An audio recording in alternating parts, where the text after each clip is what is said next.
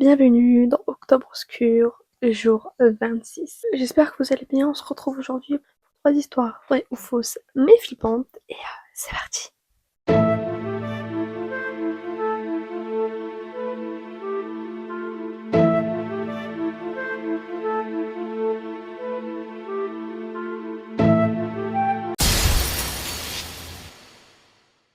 Non loin de Dumbarton en Écosse se dresse le célèbre pont de Howard Town, un lieu qui attire les curieux, mais aussi la peur. Depuis les années 1950, le pont est tristement connu pour un phénomène étrange et macabre, les chiens qui sautent par-dessus le parapet sans aucune raison apparente. Des dizaines d'animaux ont ainsi trouvé la mort ou ont été gravement blessés en tombant dans le ravin en contrebas. Les habitants du coin racontent que ces chiens ne semblent pas agir par accident, beaucoup semblent attirés par une présence invisible, une sorte d'appel mystérieuse venant du côté du vallon. Certains témoins affirment que les chiens halètent, grognent ou fixent un point précis avant de sauter, comme s'ils obéissaient à une force qu'aucun humain ne peut voir. Les légendes locales, et tout aussi troublantes, en parlant de fantômes d'enfants et d'animaux disparus, coincés entre le pont et le vallon, cherchant à interagir avec le monde des vivants. Des médiums venus enquêter sur place confirment ressentir une énergie très puissante, un mélange de tristesse, de colère et de distraction.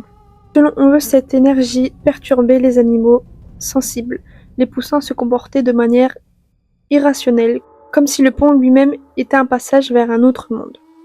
Certains scientifiques avancent des explications plus rationnelles. Le pont se situe dans une zone où les chiens ont un champ de vision limité, avec des odeurs animales très fortes provenant du ravin, ce qui pourrait déclencher un instinct de chasse ou de panique. Mais aucune explication ne peut rendre compte de l'uniformité du phénomène ni du fait que certains chiens, pourtant familiers avec la zone, sautent volontairement.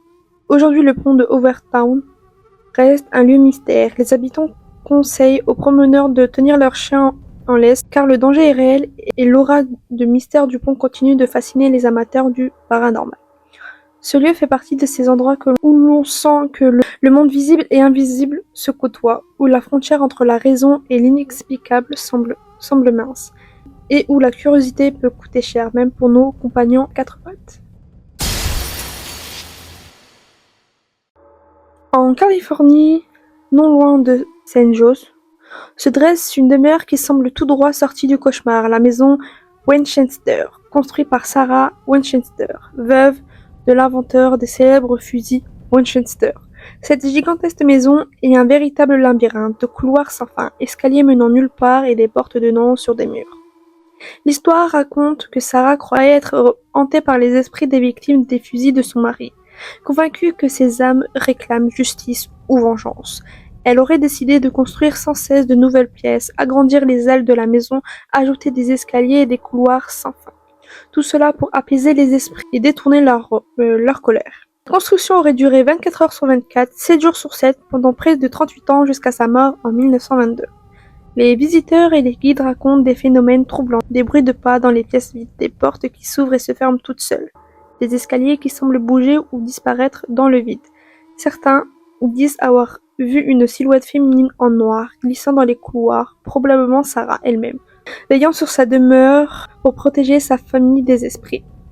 Les médiums qui ont enquêté sur place décrivent une atmosphère saturée de peur, de remords et de tristesse, comme si les murs eux-mêmes avaient abordé des décennies de panique et de superstition.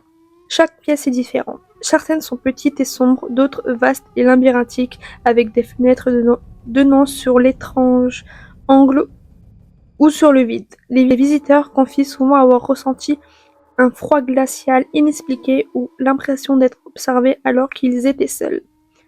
La maison reste aujourd'hui une attraction populaire, mais pour beaucoup, ce n'est pas seulement une curiosité architecture, et c'est un lieu où le monde et l'invisibilité semblent se rencontrer, où les histoires de fantômes et de malédictions se mélangent avec les réalités d'une veuve obsédée par des forces qu'elle croyait réelles.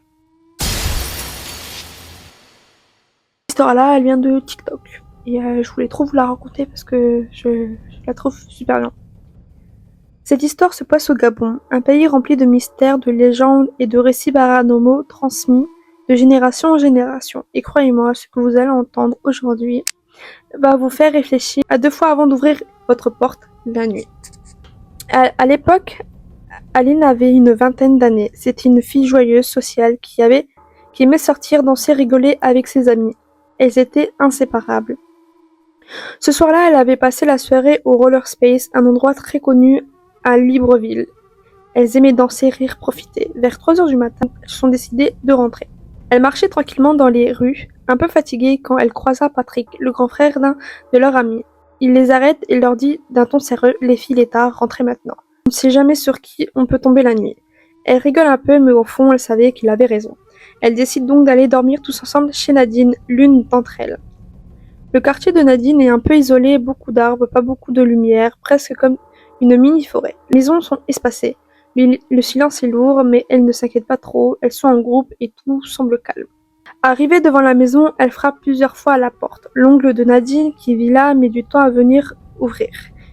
Il faut dire qu'il a un peu trop bu ce soir-là. Pendant qu'elle attendait, Cathy, l'une des filles, dit doucement à Eileen: Regarde derrière toi. Eileen se retourne et ce qu'elle voit, l'affiche sur place. Une vieille femme s'avance dans leur direction, mais ce n'est pas son âge qui choque Eileen, c'est la façon dont elle marche. Trop vite.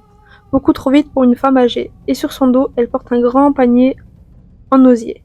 C'est à ce moment-là que toutes se rappellent d'une légende locale qui circule dans le coin.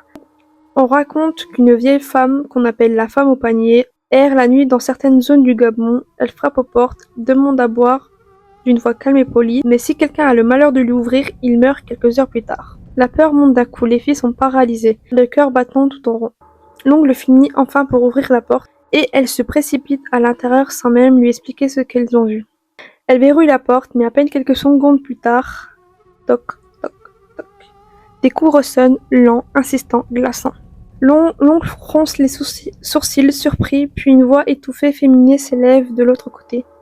Donnez-moi à boire. Les filles se mettent à hurler.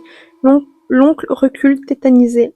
Les cris sont si forts que les voisins, pourtant éloignés, finissent par sortir de chez eux. Mais quand ils arrivent, silence, plus rien.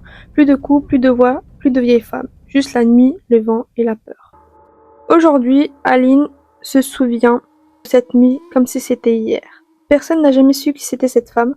Certains disent que c'était un esprit, d'autres parlent d'une malédiction ancienne.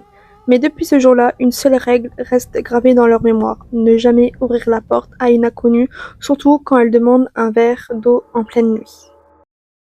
J'espère que ces 3 histoires vous auront plu. Dites-le moi en commentaire. N'hésitez pas à liker, partager, commenter. Je vous fais des gros bisous et je vous dis à demain. Bisous.